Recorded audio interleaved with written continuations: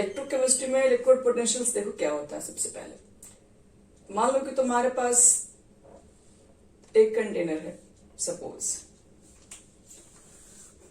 और इस कंटेनर में मैंने मान लो कोई इलेक्ट्रोलाइटिक सॉल्यूशन भरा हुआ है, जैसे कुछ भी हो सकता है। मान लो एक सॉल्यूशन लिया है जिसके अंदर जो आयन है वो Mn2+ के आयन है, ठीक है। Mn2+, सॉरी, मतलब कहने का मतलब है कि मैग्नीशियम के ऊपर N+ है, मैग्नीशियम नहीं, कोई M मेटल्स आपके पास है, उसके ऊपर N+ आयन प्रेजेंट है, ठीक है। और इसमें आपने क्या लगा दिया, एक इलेक्ट्रोड लगा दिया। तो इलेक्ट्रोड लगा दिया, वो इलेक्ट्रोड किसी का भी हो सकता है। वो इलेक्ट्रोड मान लेते हैं मेरे पास जो मेटल्स है, मेटल्स रड है, जैसे कि इसमें इसका आयन है, जैसे जिंक सल्फेट था, तो जिंक सल्फेट का सोल्यूशन नहीं था तो वहां पे जिंक इलेक्ट्रोड को लगा दिए थे। तो यहाँ पर अगर कोई मेटल्स हम लोग लिए M, तो उसके आयन्स यहाँ प्रेजेंट है और उसका इलेक्ट्रोड हम लिख दे रहे हैं यहाँ पर है, ये मेटल इलेक्ट्रोड है।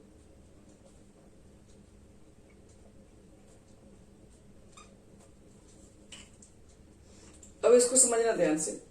तो इसमें होगा क्या, तो मेटल्स के पास क्या है, दो टेंडेंसी है, या तो वो इलेक्ट्रॉन को लूज कर सकता है या तो वो इलेक्ट्रॉन को गेन कर सकता है। या तो आप इस तरह से बना ले, या तो इसकी टेंडेंसी क्या होगी, जैसे हमने पढ़े थे जिंक मेटल की टेंडेंसी क्या थी, इलेक्ट्रॉन को लूज करने की।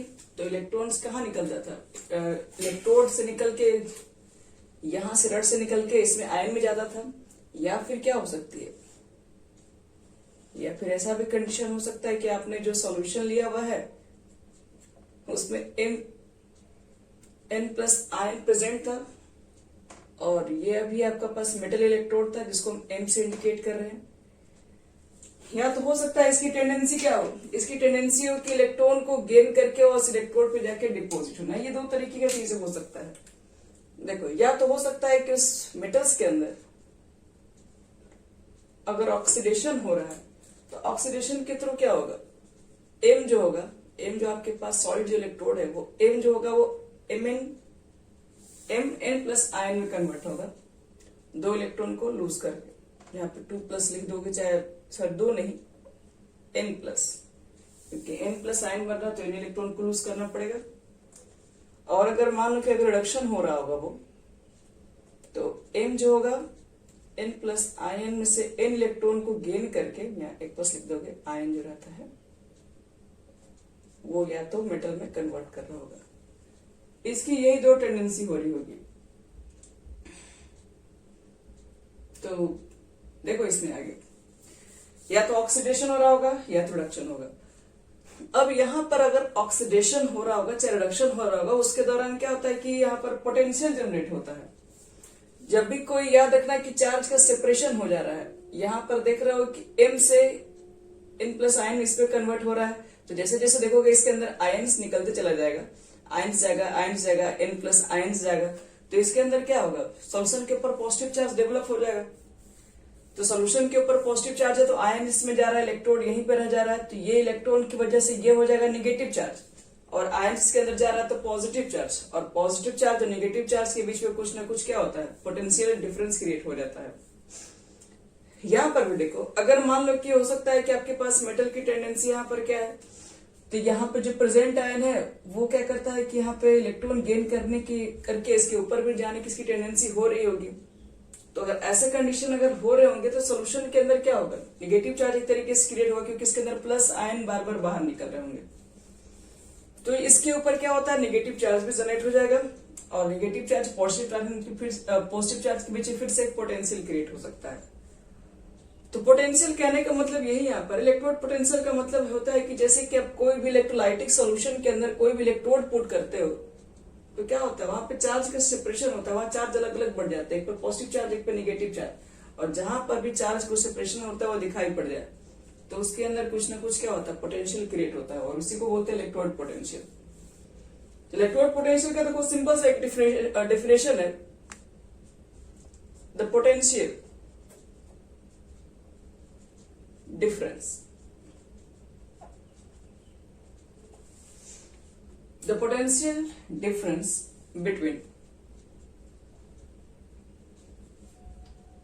the electrode and electrolytic solution,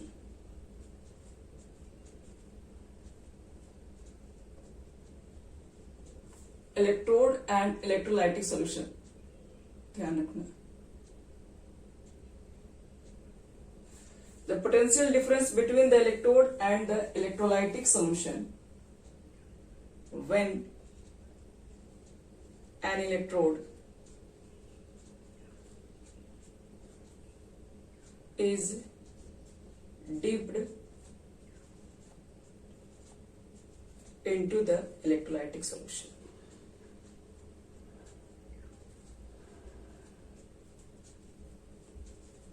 Is called electrode potential.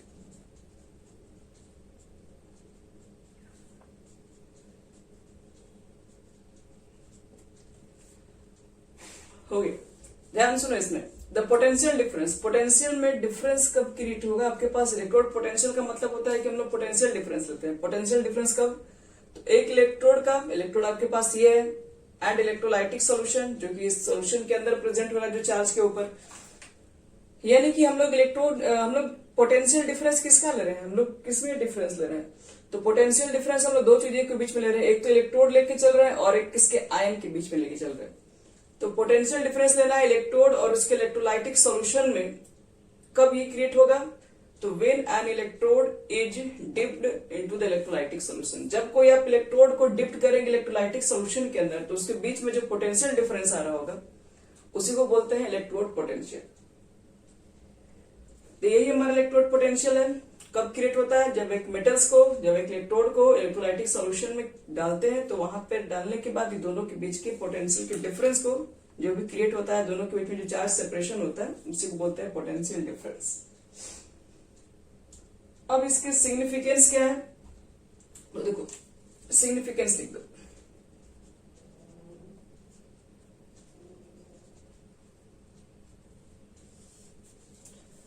इसके अपने क्या महत्व है?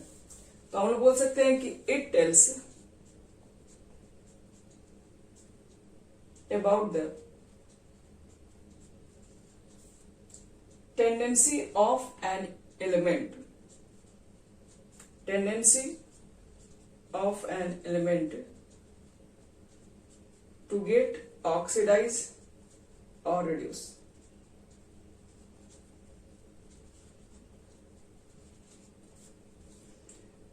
यानी कि इलेक्ट्रोड पोटेंशियल से हमें ये चीज मालूम चलेंगी कि आपके पास गिवन सब्सटेंस का ऑक्सीडेशन होगा या फिर रिडक्शन होगा, ये इलेक्ट्रोड पोटेंशियल बताएगा।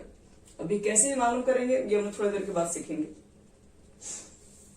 पहले देख ले इलेक्ट्रोड पोटेंशियल्स क्या होता है, इसके सिग्निफिकेंस क्या होंगे, और एक टर्म और होता है जिसका नाम है स्टैंडर्ड इलेक्ट्रोड पोटेंशियल, वो भी देख लेते हैं वो क्या होता है। स्टैंडर्ड इलेक्ट्रोड पोटेंशियल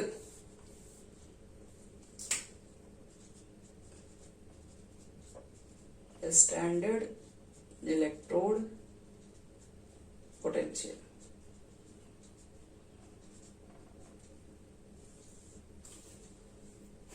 देखो स्टैंडर्ड इलेक्ट्रोड पोटेंशियल क्या होता है।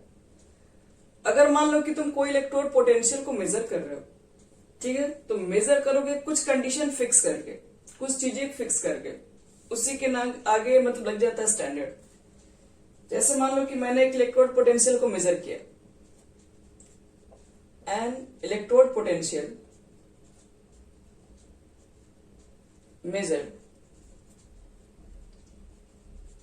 Under standard condition, under standard condition. Standard conditions का मतलब तो बोल सकते हैं a constant temperature and pressure, लिख सकते हो स्टैंडर्ड कंडीशन एट लिख देना।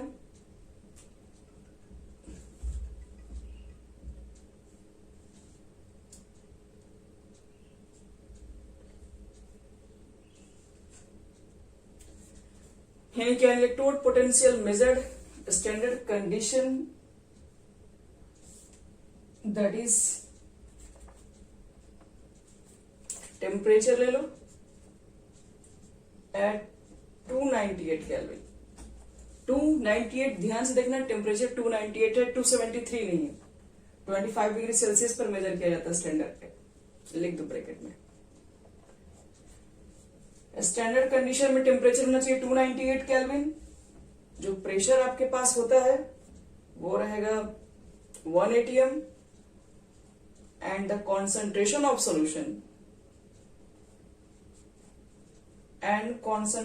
Solution is 1 molarity is called a standard electrode potential। यानी कोई भी इलेक्ट्रोड पोटेंशियल को अगर मेजर कर रहे हो, याद रखना कि जिसमें टेम्परेचर हमेशा इतना फिक्स है, प्रेशर हमेशा इतना फिक्स कर दिया गया, कॉन्सेंट्रेशन को हमेशा इतना लिया गया है, ये तीनों कंडीशन को लेके फिक्स करके आप किसी भी इलेक्ट्रोड पोटेंशियल को मेजर करने जा रहे हैं। इलेक्ट्रोड पोटेंशियल क्या मतलब है, जिसमें कि आपको बताया गया था कि इलेक्ट्रोड को जब डिप करेंगे इलेक्ट्रोलाइटिक सॉल्यूशन के अंदर तो दोनों के बीच के जो पोटेंशियल डिफरेंस क्रिएट होगा वो इलेक्ट्रोड पोटेंशियल है। तो उस कंडीशन में कहा जा रहा है कि इसमें 1 मोलर कॉन्सेंट्रेशन का सोल्यूशन लेना पड़ेगा। टेम्परेचर वहां का कितना रखना पड़ेगा 298 केल्विन और प्रेशर लेना पड़ेगा 1 atm। तो इतने सब कुछ अरेंजमेंट के बाद आप जो भी इलेक्ट्रोड पोटेंशियल को मेजर करके लाएंगे उसको बोलते हैं स्टैंडर्ड इलेक्ट्रोड पोटेंशियल्स। जैसे एसटीपी होता है, कुछ चीजें फिक्स हो गई, उसी तरीके से स्टैंडर्ड इलेक्ट्रोड पोटेंशियल है जिसमें आपके पास प्रेशर, टेम्परेचर, कॉन्सेंट्रेशन फिक्स है। चलो इसके करते हैं क्लासिफिकेशन ऑफ इलेक्ट्रोड पोटेंशियल।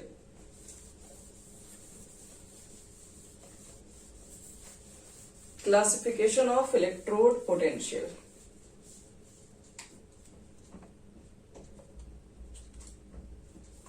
देखो क्या इसकी क्लासिफिकेशन है।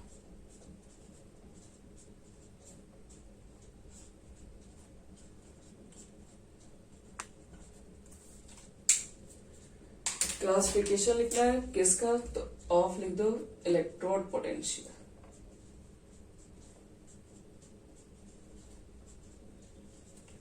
टू टाइप्स के होते हैं इलेक्ट्रोड पोटेंशियल। देखो दो टाइप्स के कौन कौन से होते हैं समझते हैं। अगर क्लासिफिकेशन करने जाएंगे या तो हो सकता है वो है आपके पास है ऑक्सीडेशन पोटेंशियल हो सकता है, या तो फिर वो रिडक्शन पोटेंशियल हो सकता है। ऑक्सीडेशन पोटेंशियल या फिर वो होगा reduction potential.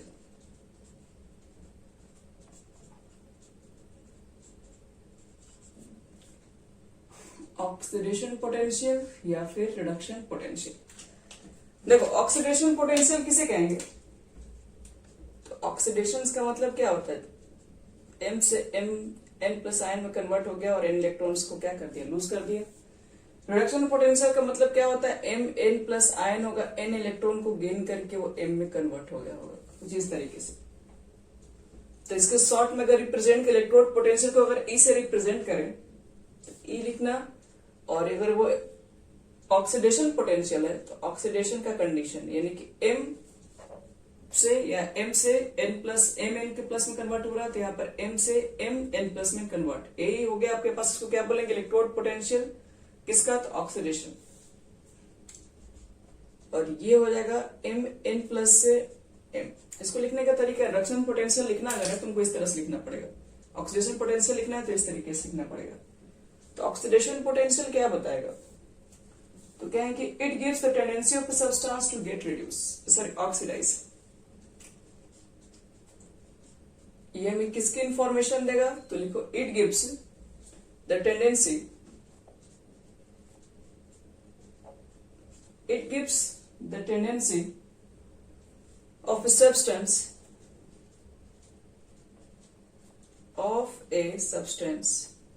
to get oxidized। एक सब्सटेंस के ऑक्सीडाइज होने की टेंडेंसी बताएगा ये, और it gives the tendency of a substance to get reduce। एक सब्सटेंस को रिड्यूस होने की टेंडेंसी बताएगा आपके पास रिडक्शन पोटेंशियल। और एक सबसे एक इंपॉर्टेंट बात नोट्स, इसको हमको याद रखने की जरूरत है, फोर सेम एलिमेंट, अगर आपके पास एक ही तरह का एलिमेंट है अगर एक ही एलिमेंट है तो याद रखना reduction potential, reduction electrode potential, reduction potential लिख दो। रिडक्शन जो पोटेंशियल होगा वो इक्वल होता है ऑक्सीडेशन पोटेंशियल के, ऑक्सीडेशन इलेक्ट्रोड पोटेंशियल। ये दोनों चीजें आपस में इक्वल होंगी, याद रखना। अगर एक ही एलिमेंट के ऊपर बात करेंगे तब, जैसे मान लो कि तुम्हारे पास अगर मैग्नीशियम है, मैग्नीशियम का जितना इलेक्ट्रोड पोटेंशियल आएगा कौन सा है, रिडक्शन, उतना होगा ऑक्सीडेशन। बस एक कंडीशन है, साइन अपोजिट रहेगा, यहां पर कर दो माइनस, एक पॉजिटिव होगा तो दूसरा निगेटिव होगा। क्यों ऐसा होता है हम लोग इसको आगे समझेंगे, क्योंकि कैसे निकाला गया समझोगे तो खुद समझ में आ जाएगा। शॉर्ट में अगर हम लिखे इस इलेक्ट्रोड पोटेंशियल और आर पीस रिडक्शन पोटेंशियल, तो minus EOX oxidation potential, RED लिख दो पूरा। Reduction potential, oxidation potential for same element is always equal but with different sign. तो ये था आपके पास इलेक्ट्रोड पोटेंशियल। टू टाइप्स के होते हैं, ऑक्सीडेशन रिडक्शन, जो बताएगा किसी भी सब्सटेंस होने की ऑक्सीडेशन ऑक्सीडाइज होने की टेंडेंसी बताएगा वो ऑक्सीडेशन पोटेंशियल है, किसी सब्सटेंस रिड्यूस होने की टेंडेंसी को जो बताया उसको रिडक्शन पोटेंशियल्स कहते हैं। रिप्रेजेंटेशन बता दी कैसे कैसे करते हैं, और एक एलिमेंट के लिए ऑक्सीडेशन रिडक्शन पोटेंशियल दोनों की वैल्यू सेम होती है, बस साइन डिफरेंट होता है। अब एक चीज और बता दे, क्लासिफिकेशन ऑफ, अब यहां से आप लोग फिर से मेन हेडिंग करना, classification of standard electrode potential. तो स्टैंडर्ड इलेक्ट्रोड पोटेंशियल की क्लासिफिकेशन करोगे तो यहां पर जो ऑक्सीडेशन पोटेंशियल है वो आगे स्टैंडर्ड लग जाएगा, स्टैंडर्ड ऑक्सीडेशन पोटेंशियल, और यहां पर हो जाएगा standard reduction potential. Standard oxidation, standard reduction. Standard oxidation को SOP शॉर्ट में बोल देंगे, इसको SRP शॉर्ट रिडक्शन पोटेंशियल। अगर होगा तो यहां पर भी सेम ही काम होगा, लेकिन स्टैंडर्ड लग गया तो मतलब क्या है, एक कंडीशन होगा, E नोट लगा देना। स्टैंडर्ड की कंडीशन में हमेशा याद रखना E नोट लगा हुआ रहेगा, मिल जाएगा। तो स्टैंडर्ड चीजें होती है जो बच्चे लोग को एक्सपेरिमेंटली मेजर करके लिखा गया, ठीक है, उसको हम लोग को मेजर नहीं करना पड़ता, ऑलरेडी क्वेश्चन वगैरह में गिवन रहता है। तो स्टैंडर्ड ऑक्सीडेशन पोटेंशियल क्या होगा, ये भी सब्सटेंस होने की टेंडेंसी बताएगा, किसी भी सब्सटेंस को ऑक्सीडाइज होने की टेंडेंसी बताएगा, लेकिन at temperature constant, pressure constant, concentration constant, ये तीनों चीजों को फिक्स करके किसी भी सब्सटेंस के ऑक्सीडाइज होने की जो भी टेंडेंसी को बता रहा होगा वो स्टैंडर्ड ऑक्सीडेशन पोटेंशियल है। और तीन चीजों को फिक्स करके प्रेशर, टेम्परेचर, कॉन्सेंट्रेशन, जो भी सब्सटेंस को रिड्यूस होने की टेंडेंसी बताए वो हमारा reduction potential, standard reduction potential होता है।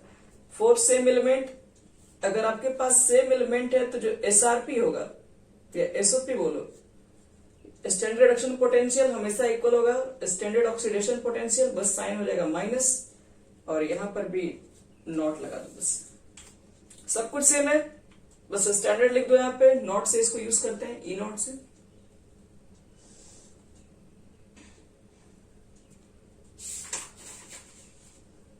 चलो इस पे छोटा सा क्वेश्चन नहीं है,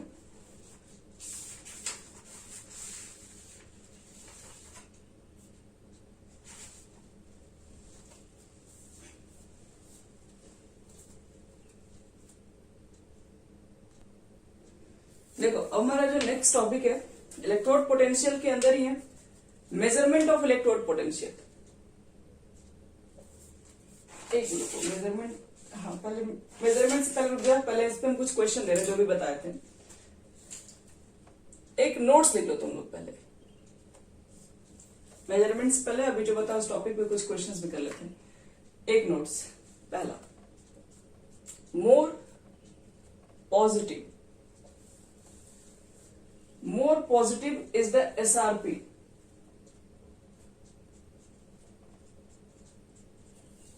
More positive is the SRP of an element. Of an element.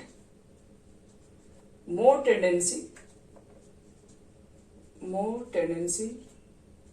to get reduced.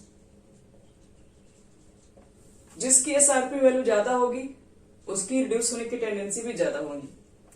और दूसरी बात, more positive is the SOP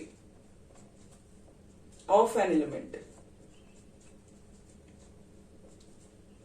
तो मोर टेंडेंसी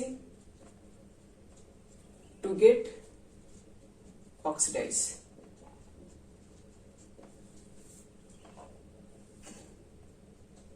याद रखना एक बात हम जो बता रहे हैं, अगर आपके पास गिवन सब्सटेंस का एसआरपी वैल्यू ज्यादा है तो वो आसानी से रिड्यूस होगा, एसओपी वैल्यू ज्यादा है वो आसानी से ऑक्सीडाइज होगा।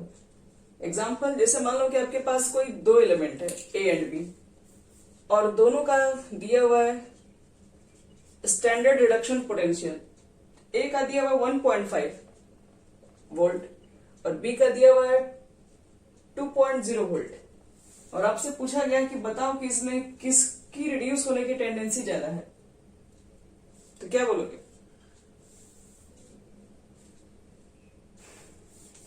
तो यहां पर पहले चेक करो गिवन क्या है, रिडक्शन पोटेंशियल दिया हुआ है। रिडक्शन पोटेंशियल दिया हुआ तो इसका मतलब है कि जिसकी एसआरपी वैल्यू ज्यादा होगी वो ज्यादा रिड्यूस होगा आसानी से। तो रिड्यूस होने की टेंडेंसी याद रखना बी ज्यादा होगा, आसानी से रिड्यूस हो जाएगा। बी लिखना है कि easily reduce as compare to the A. अगर आपसे पूछा जाए गलती से क्वेश्चन में ऐसा कोई आंसर पूछ दिया, इसमें अच्छा ऑक्सीडाइजिंग एजेंट कौन है? एजेंट है बच्चे लोग, ध्यान देना। ऑक्सीडाइजिंग एजेंट क्या करता है? अपोजिट काम करता है, ऑक्सीडेशन नहीं। ऑक्सीडाइजिंग एजेंट का मतलब क्या होता है कि वो दूसरे को ऑक्सीडेशन करवा दे, लेकिन वो इटसेल्फ क्या होना चाहिए? वो खुद क्या होना चाहिए? रिड्यूस। ऑक्सीडाइजिंग एजेंट का मतलब क्या होगा? वो दूसरे को ऑक्सीडाइज, खुद को रिड्यूस। रिड्यूसिंग एजेंट में क्या होगा? दूसरे को रिड्यूस करे लेकिन वो खुद क्या हो? खुद ऑक्सीडाइज होने का पावर ज्यादा रखता हो। तो बताओ, अगर आपसे पूछे हम इस क्वेश्चन में, हम ये ना पूछ कि इसमें कौन ज्यादा आसानी से रिड्यूस होगा, ये ना पूछ के आपसे पूछे बताओ कि ए और बी में एक अच्छा ऑक्सीडाइजिंग एजेंट कौन सा है। ऑक्सीडाइजिंग एजेंट पूछ रहे हैं, उसके जस्ट दिमाग में अपोजिट लेके आओ, आसानी से रिड्यूस कौन होगा? तो अभी भी ऑप्शन हमारा बी ही है। देखो मेरे पास दूसरा एलिमेंट लेते हैं सी एंड डी, और ए रिडक्शन दिया हुआ है -1.3 वोल्ट और -0.75 वोल्ट, और आपसे पूछा गया है किसमें किसकी कौन सा अच्छा रिड्यूसिंग एजेंट है। कौन अच्छा रिड्यूसिंग एजेंट पूछ रहे हैं, सोच समझ के जवाब दीजिएगा।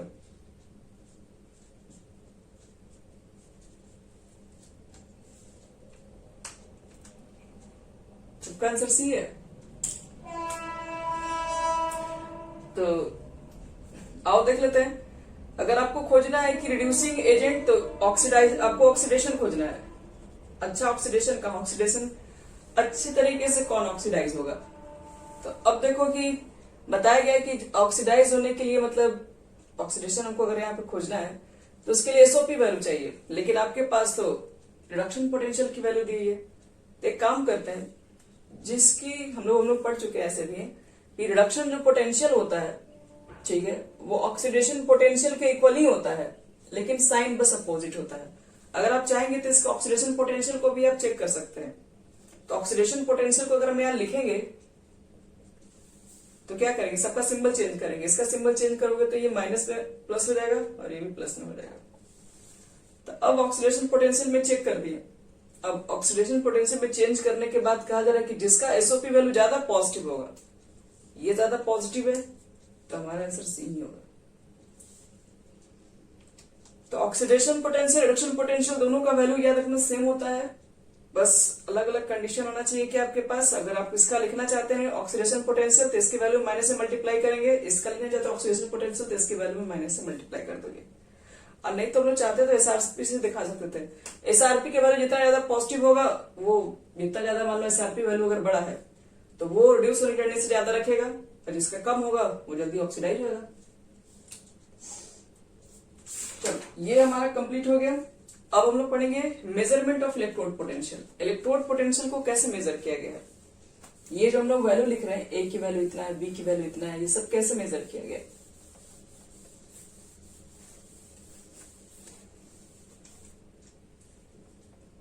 Measurement of electrode potential.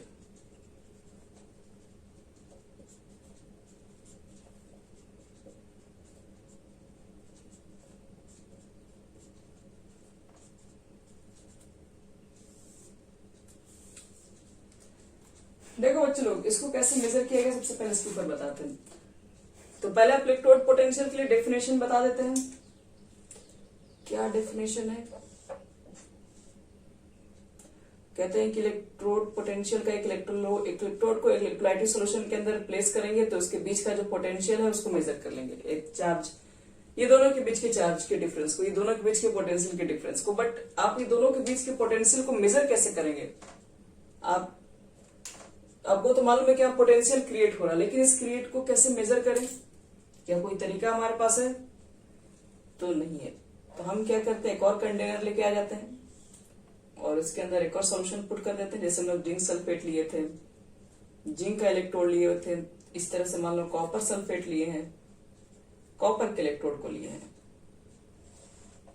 और यहाँ पर हम लोग क्या किए, इसको कनेक्ट कर दी है वायर के थ्रू और यहाँ पर लगा दिए मान लो वोल्टमीटर जो भी है, ताकि चेक करें कितना इसके अंदर इलेक्ट्रिसिटी प्रोड्यूस हो रहा है, कितना वोल्ट क्रिएट हो रहा है। तो मान लीजिए कि आपने यहाँ पर लगा दिए है। तो सबसे पहले चीज आपको बता दे रहे हैं, ये दोनों के जो बीच का जो डिफरेंस आएगा, जैसे आपने यहाँ पे एक इलेक्ट्रोड लगा दिया, एक इलेक्ट्रोड आपका यहाँ पर भी लगा हुआ है, और इसके बीच में कुछ ना कुछ तो डिफरेंस होगा, तभी तो इलेक्ट्रॉन फ्लो कर रहा होगा। नहीं तो दोनों का डिफरेंस अगर सेम है तो इलेक्ट्रॉन क्यों फ्लो कर रहा होगा? तो इसके जो बीच का जो डिफरेंस है, इसमें कितना इलेक्ट्रोड हो रहा है, कितना इलेक्ट्रोड की वजह से ये फ्लो होना स्टार्ट हो रहा है, उसको लोग ईएमएफ भी कहते हैं, EMF of a cell. EMF of cell का मतलब होता है इलेक्ट्रोमोटिव फोर्स, यही से निकलता है। तो ईएमएफ ऑफ सेल के अगर किसी भी मान लो किसी भी आपके पास अगर कोई भी दो इलेक्ट्रोलाइटिक सॉल्यूशंस को अगर आप एक वायर के थ्रू अगर ऐड कर दिए और आपको मालूम करना है कि दोनों के बीच का क्या रहा होगा पोटेंशियल, जिसकी वजह से ये इलेक्ट्रॉन इसमें फ्लो हो रहा है, तो उसको निकालने के लिए हम लोग क्या करते हैं, इस सेल को निकालने के लिए तो हम लोग क्या करते हैं, इलेक्ट्रोड पोटेंशियल जो इसका होता है, इसका मेजर कर लेंगे, कैथोड का। सॉरी, इसको एनोड बोलते हैं ना, इसको बोलते हैं कैथोड। बता रहे हो, वही तो बता रहे हैं। ईएमएफ का मतलब है कि अगर मान लो कि हम यहाँ पर दोनों चीजों को ऐड करके हम लोग कल पढ़ रहे थे, तो इसमें क्या देखे थे, इसमें इलेक्ट्रॉन फ्लो होता है। तो इलेक्ट्रॉन अगर फ्लो होता है तो क्यों फ्लो होता है? तो दोनों में कुछ ना कुछ, दोनों के पोटेंशियल में डिफरेंस होगा जरूर। किसी का पोटेंशियल ज्यादा होगा, मान लो कोई 5 वोल्ट का है, कोई 2 वोल्ट का है, तो एक ज्यादा और एक कम है, तो फिर फ्लो होना तो स्टार्ट होगा। इसी की वजह से क्या होता है, पोटेंशियल डिफरेंस होने की वजह से ही तो यहाँ पे इलेक्ट्रिक करंट जनरेट हो रहा होता है। तो वो चीजें अगर आपको मेजर करना है तो कैसे निकालेंगे? तो उसको मेजर करने के लिए क्या तरीका है? तो E cell is equal to क्या लिखते हैं, इलेक्ट्रोड पोटेंशियल ऑफ कैथोड लिखते हो, अब प्लस ऐड कर देते हैं इलेक्ट्रोड पोटेंशियल ऑफ एनोड। दोनों के इलेक्ट्रोड पोटेंशियल को ऐड कर देते हैं और हमें मालूम चल जाता है कि दोनों के बीच के कितना यहाँ पर इलेक्ट्रॉन का मतलब फ्लो हो रहा है। मतलब इसी तरीके से अगर मालूम करना है दोनों के बीच में कितना इलेक्ट्रॉन का फ्लो हो रहा है, उसी के हिसाब से हम लोग को निकाला गया है ई सेल। यानी कि सिंपल से कह सकते हो कि अगर एक जो तुम्हारे पास बैटरी है ना, एक बैटरी मैक्सिमम जितना वोल्टेज दे सकता है उसी को कहा जाता है उसका ईएमएफ।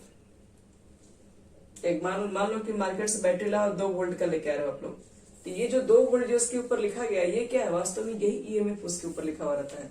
ईएमएफ का मतलब होता है कि एक बैटरी कितना हाईएस्ट वोल्ट मतलब शो कर सकता है, मैक्सिमम वोल्टेज दे सकता है। तो उसको निकालने के लिए बनाया गया है, कैथोड के इलेक्ट्रोड पोटेंशियल को लिखो, एनोड के इलेक्ट्रोड पोटेंशियल लिखो, दोनों को लेके क्या कर दो, ऐड कर दो। मेजरमेंट कैसे करेंगे थोड़ा देर में बता रहे हैं, ये दोनों को ऐड कर लेते हैं। ऐड कर लेंगे तो कैथोड पर क्या हो रहा होता है, रिडक्शन, तो इस रिडक्शन पोटेंशियल निकालेंगे। एनोड पर क्या हो रहा होता है, ऑक्सीडेशन, तो ऑक्सीडेशन पोटेंशियल निकालते हैं। यानी कि ऑक्सीडेशन पोटेंशियल, रिडक्शन पोटेंशियल दोनों को निकालने के बाद ऐड कर देते हैं, तब निकलता है हमारे पास है ईएमएफ सेल। किसी भी सेल के लिए ईएमएफ है।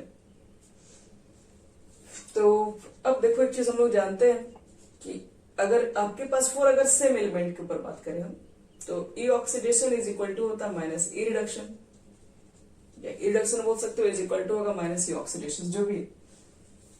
तो हम लोग लिख सकते हैं यहाँ पर E cell is equal to E cathode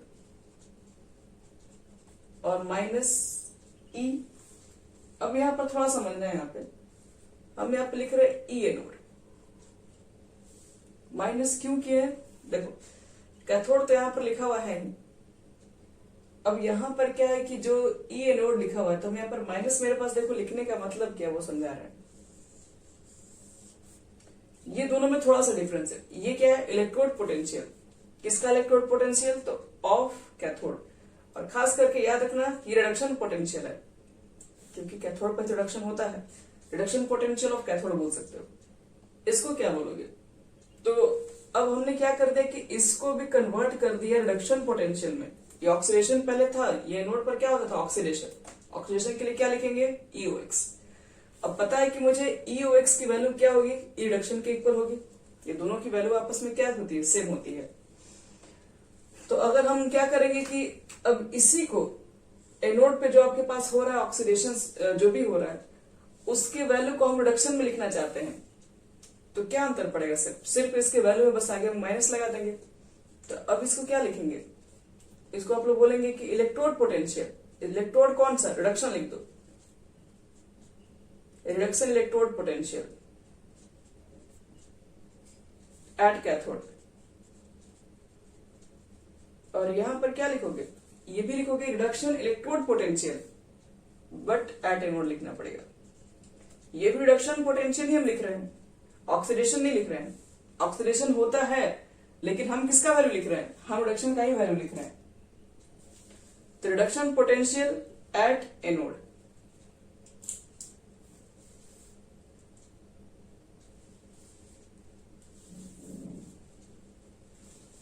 तो याद रखना E cell is equal to formula होता है E cathode minus E anode.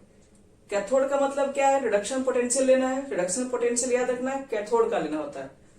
ई एनोड का मतलब है क्या है, रिडक्शन पोटेंशियल इसका भी लेना है, लेकिन कहाँ का, तो एनोड का। क्यों ऐसा लिया गया है, क्यों नहीं हम लोग ये दोनों का अलग अलग फॉर्मूला लेके ऐड कर दिए।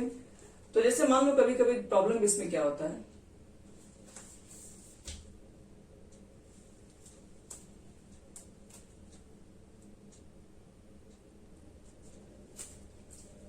देखो इस फॉर्मूले में आप थोड़ा ध्यान रखिएगा। मान लो कभी कभी हम लोग को अगर EMF कैलकुलेट करना होता है, तो EMF निकालने के लिए क्या करते हैं हम लोग, अब इसका हमको मान लो चेक करना पड़ेगा ऑक्सीडेशन पोटेंशियल, रिडक्शन पोटेंशियल, इसका ऑक्सीडेशन पोटेंशियल। तो काफी दिक्कत होता है, क्योंकि ज्यादातर देखोगे क्वेश्चन वगैरह में गिवन क्या है, या तो दोनों का ऑक्सीडेशन दिया रहेगा या तो दोनों का रिडक्शन दिया रहेगा। तो इसलिए एक फॉर्मूला ऐसा बना दिया गया जिसमें आप दोनों जब वैल्यू पुट करें तो दोनों का रिडक्शन ही रखें, नहीं तो एक ऑक्सीडेशन रखना है, एक रिडक्शन रखना है, आपको थोड़ा कंफ्यूजन हो सकता है। इसलिए आपके आसान के लिए ही इसको बनाया गया है। दोनों में क्या पुट करेंगे, दोनों का रिडक्शन पोटेंशियल ही लिखेंगे, लेकिन एक कैथोड का लिखेंगे, दूसरा वाला एनोड पे लिखेंगे। जैसे यहां देखो, इसमें अगर यही चीजें अगर स्टैंडर्ड की कंडीशन में मिल जाए तो ये सब कुछ सेम रहेगा। यहां पर E naught cell is equal to क्या बोलोगे, E naught cathode minus E naught anode हो जाएगा। सेम फॉर्मूला लिखेंगे। वही रिडक्शन पोटेंशियल, ये reduction potential at cathode, reduction potential at anode. एक थोड़ा सा क्वेश्चन देखिए, बता दे रहे हैं।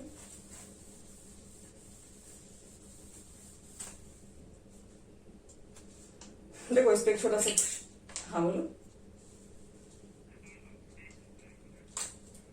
हाँ बना सकते हैं, पर ऑक्सीडेशन पे एक मान लो रिडक्शन वैल्यू पुट करोगे, एक ऑक्सीडेशन वैल्यू दे, या तो क्वेश्चन में दोनों रिडक्शन पोटेंशियल ही दिया रहेगा, तो आसान तरीका वही है रखने का ना। ऑक्सीडेशन फिर आपको चेंज करना पड़ेगा उसको। ये सब को एक हम क्वेश्चन दिखा दे रहे हैं यहाँ पे, तो आप लोग को और अच्छे समझ में आएगा।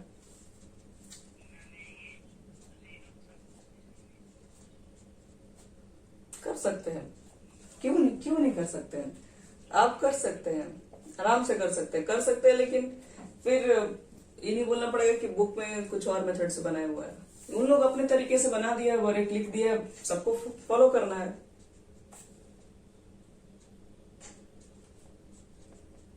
और क्या है यहाँ पर, ऑफ द फॉलोइंग आपको आसान यही पड़ेगा। आप कुछ देर के बाद खुद ही बोलिएगा कि हाँ बिल्कुल ही सही बनाया है हम लोग। चलो ये इस रिएक्शन से हम लोग सब कुछ परिचित है, क्योंकि ये रिएक्शन हमें बार बार पढ़ने के लिए मिलता है। रेडॉक्स रिएक्शन, सॉरी ये हो गया सॉलिड। चलो एक हमारे पास ये रेडॉक्स रिएक्शन है, और आपको इसमें क्या क्या कुछ वैल्यू गिवन है। तो क्या गिवन है, तो ई नॉट Zn2 प्लस Zn की वैल्यू गिवन है -0.76 वोल्ट,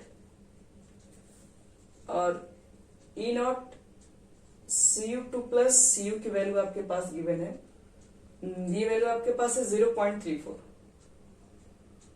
चलो वोल्ट। और आपको क्या करना है बच्चे लोग, आपको बताना है कि इसमें ईएमएफ कितना जनरेट हुआ।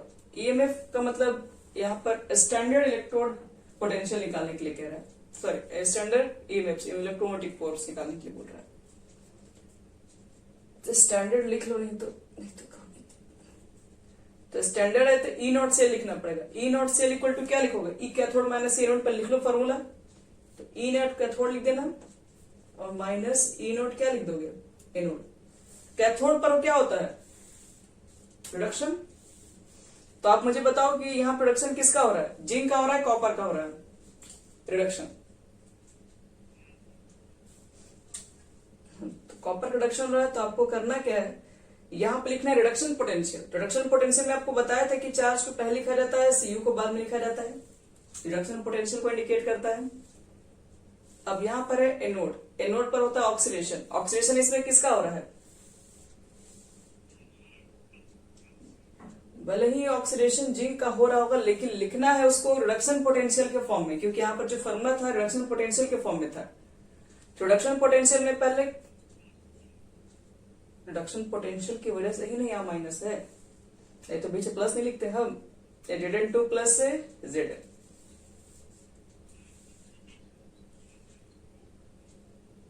अभी वैल्यू पर मत जाइए, अभी ये फॉर्मूला पर आओ। ये तो फॉर्मूला है इतना, और हम लोग क्या लिख रहे हैं, मेरा जो फॉर्मूला है ये दोनों रिडक्शन का ही फॉर्मूला है।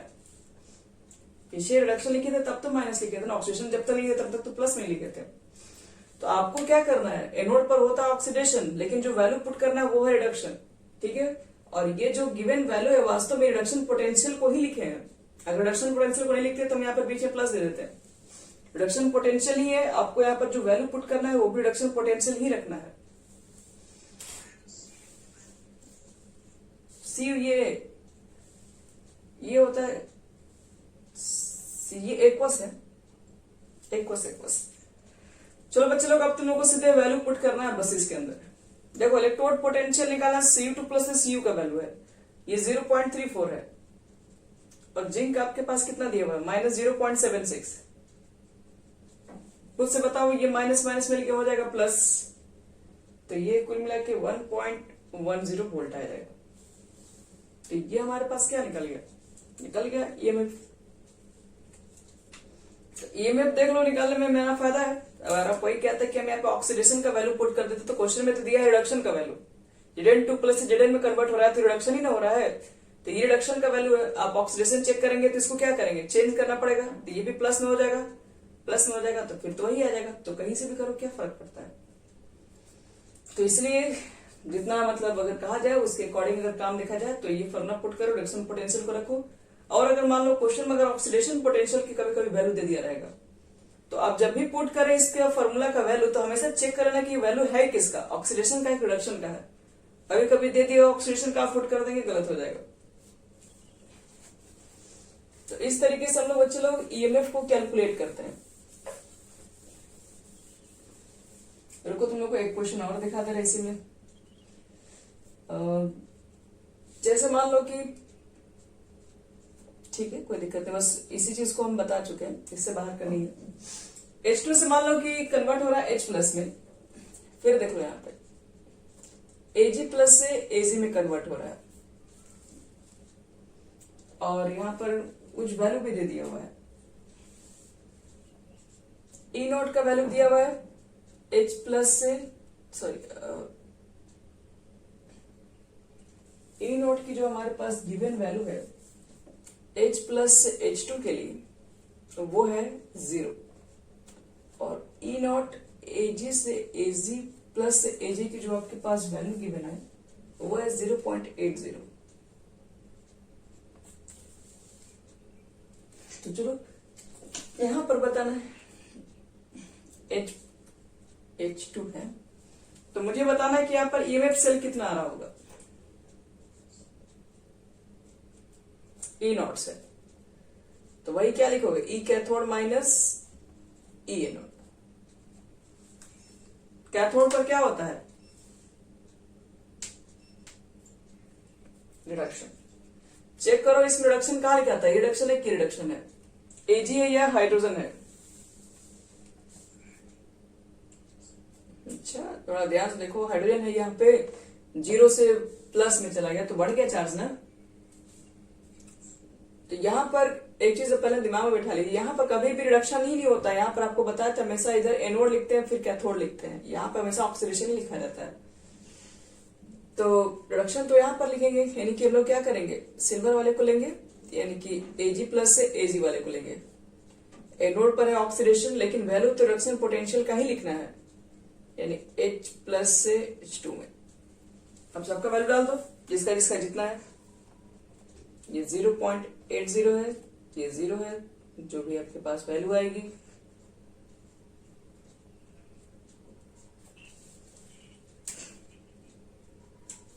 कैथोड है शॉर्ट में।